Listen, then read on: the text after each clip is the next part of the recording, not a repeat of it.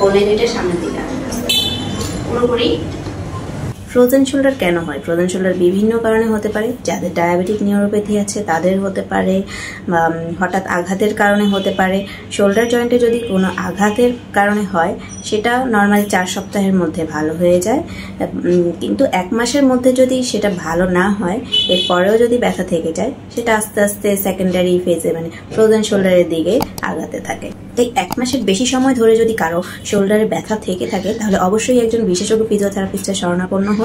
আপনারা চাইলে যদি বাসায় বসে ফিজিওথেরাপি ট্রিটমেন্ট নিতে চান আমাদের সাথে যোগাযোগ করতে পারেন আমাদের হোয়াটসঅ্যাপ নাম্বারে, অথবা আমাদের ওয়েবসাইট লিঙ্কে অ্যাপয়েন্টমেন্ট নিতে পারেন। সবকিছু ডিটেলস আমি নিচে দিয়ে দিব, আপনারা দেখে নিতে পারেন। নর্মালি ফ্রোজেন শোল্ডারের ব্যথা 2 বছরের মধ্যে অটোমেটিক ভালো হয়ে যায়, কিন্তু ব্যথা ভালো হয়ে গেলেও আপনার জয়েন্ট স্টিফ হয়ে যায়। আর 1 মাসের পরেও যদি আপনি ট্রিটমেন্ট না নেন তখন আপনার জয়েন্ট শক্ত হয়ে যাবে। অ্যাক্টিভিটিস অফ ডেইলি লিভিংয়ে আপনার অনেক ধরনের সমস্যা হবে, যেমন আপনি জামা কাপড় পরতে পারবেন না, বা পিছনে পিঠ চুলকাতে পারবেন না, পিছনে হাত নিতে পারবেন না, বিভিন্ন রকম সমস্যা দেখা দিবে। আমাদের ফিজিওথেরাপি ট্রিটমেন্টে বিভিন্ন এক্সারসাইজ আছে, ম্যানিপুলেশনের মাধ্যমে জয়েন্ট আবার স্বাভাবিক অবস্থায় ফিরিয়ে আনা হয়। বিভিন্ন ইলেকট্রোথেরাপির মাধ্যমে ব্যথা নিরাময় করা হয়। বাসায় আপনারা কিছু এক্সারসাইজ করতে পারেন। চলুন আমরা এক্সারসাইজগুলো দেখে নিচ্ছি।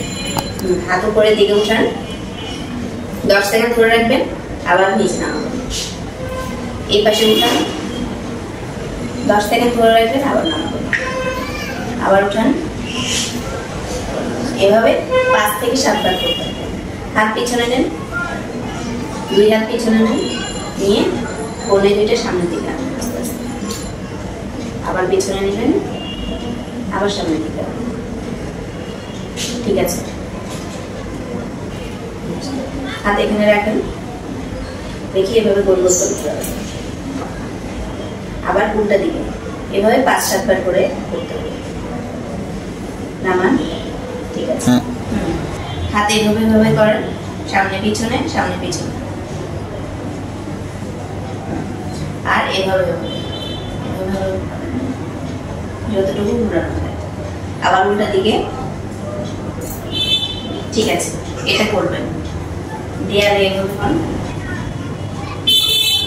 পুরোপুরি যতটুকু ওঠানো যায় করে। ঠিক আছে, এটাই হচ্ছে, এগুলো বাসায় করবেন।